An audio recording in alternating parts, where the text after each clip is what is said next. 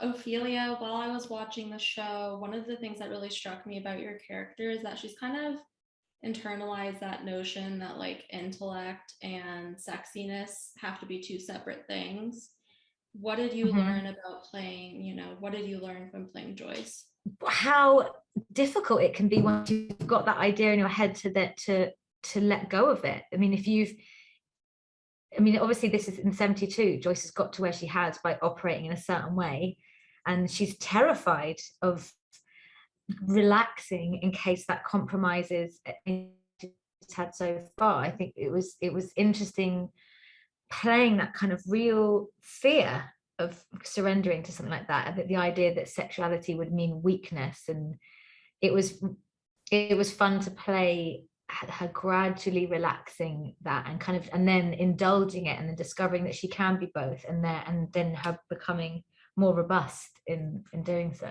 Jake, one of the things like I noticed is that your character felt familiar to me, and I was just curious what drew you to the role of Doug. He felt familiar to me too. When I read, I didn't see any false moves from Doug on the page. It felt like I understood why he would be doing the things he was doing. I felt like I could understand why Doug would want to publish this magazine. I felt like I understood why Doug would want a naked guy in the middle of it.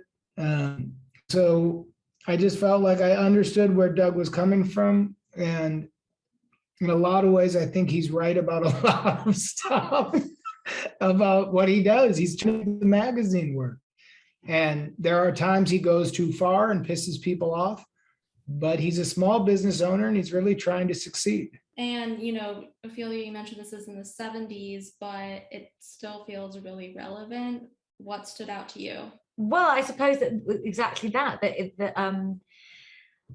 a lot of the things that kind of are discussed in the show are things that are still being discussed 50 years later, that the issues that haven't been resolved. And I think that the fact that it is set in the 70s and people can identify similarities and things that are still there are parallels with, I think that actually will hammer it home even more effectively than if it was set now. If someone makes some kind of comment, or there's an issue that Joyce is campaigning for in the 70s, and you think, well, we still actually don't have that, and it's 50 years later, then I think that will resonate. Yeah, it's interesting. I mean, not to get too TMI, but I saw a TikTok that was saying like men are realizing that vibrators are like a team building tool. They're like, it's called clitor us, not clitor I. And I just thought I love that. Yeah, and I thought it was hilarious that like people are still like discussing these like, I don't know, regular things, but still can't find a way to like phrase it in a casual way. I think because typically women are not seen as sexual beings or kind of passive. We kind of, sex is something that happens to us. It's still that there's still a lot of kind of timidity around discussing female desire and female sexuality, and we need to interrogate why. And there's even this comes later in the show. You won't have seen this bit yet, but there is Joyce is frustrated. She's frustrated by that, but then later episodes, you see her really explicitly articulate that and say, why are we so terrified? Why are we happy to talk about male desire and pander to it and make so much money out there for it, when there's 51% of the population of women? There's a lot of money to be made, and yet we don't want to talk about it. Why?